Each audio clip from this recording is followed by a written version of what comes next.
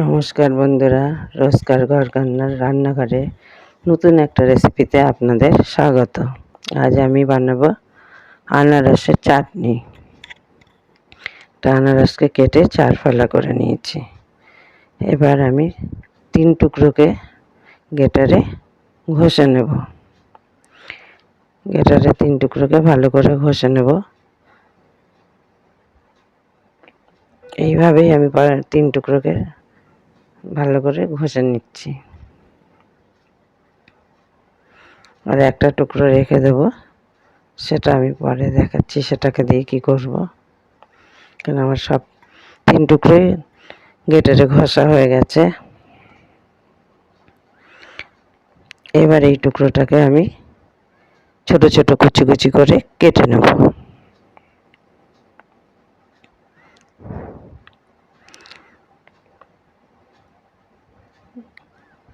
এটাকে একদম কুচি কুচি করে কেটে রেখে দেব। আমার আনারসটা 2-3 দিন আগের আনা, ওই জন্য বেশি পেকে গেছে, একটু বেশি নরম হয়ে গেছে।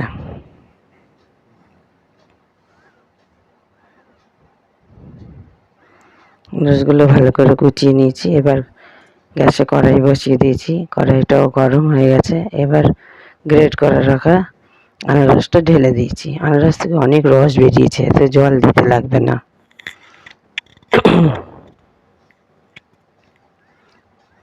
এবার এর মধ্যে দিয়ে দেবো 1/2 চামচ বিট নুন,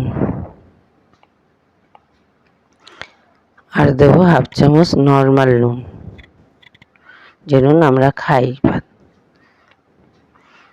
দিয়ে এবার এটাকে আমি 7-8 মিনিট মতো ভালো করে রান্না করে নেব।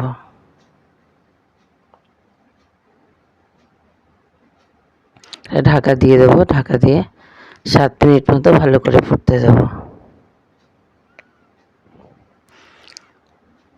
ততক্ষণে আমি একটা পাত্রে কুচিয়ে নিয়েছি খেজুর কুচি, আমসত্ত্ব কুচি, আর চেরি কুচি, আর তো এই আনারসটা কুচিয়ে রেখেছিলাম। এবার 7 মিনিট পরে ঢাকা খুলে যে কুচানো যে আনারসটা ছিল সেটা দিয়ে দিচ্ছি।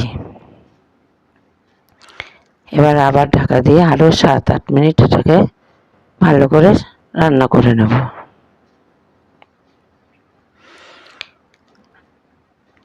7-8 মিনিট পরে ঢাকা খুলে দেখুন সব আনারসটাই আমার সেদ্ধ হয়ে গেছে। এবার এর মধ্যে দিয়ে দেবো আমি 1 কাপ চিনি।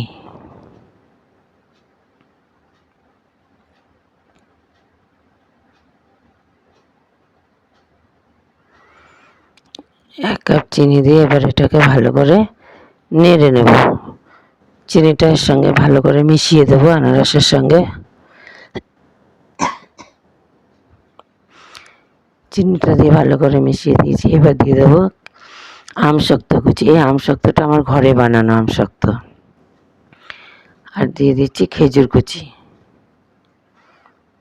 এবার এটা দিয়ে এটাকে ভালো করে একটু ফুটিয়ে নেব। আমার এই আনারসের চাটনি রেসিপিটা যদি কারো ভালো লাগে তাহলে একটা লাইক, কমেন্ট, শেয়ার করবেন এবং সাবস্ক্রাইব করে দেবেন। এটা আমি সম্পূর্ণ একটা ঘরোয়া পদ্ধতিতে আনারসের চাটনিটা করছি।